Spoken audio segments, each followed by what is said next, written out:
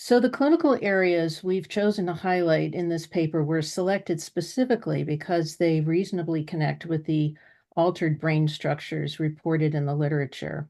We haven't discussed a variety of other symptoms that have been included in descriptions of developmental trauma or complex PTSD that have been based on clinical observations alone.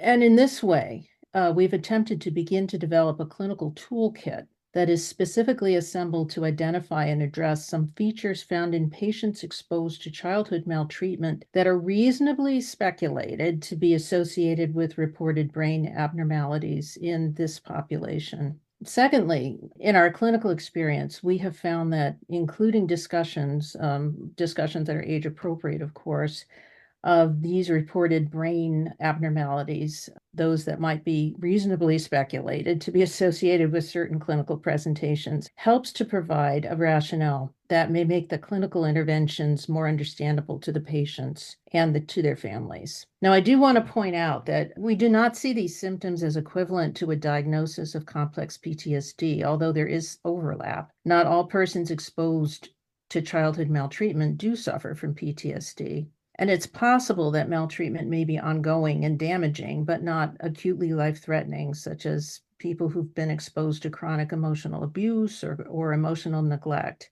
Or the trauma exposure may not be remembered or may not emerge until much later in life. So we're proposing here a toolkit that may identify clinical interventions to be used for various other behavioral symptoms that may present episodically or sporadically in individuals exposed to childhood maltreatment, but likely don't or may not meet criteria for PTSD.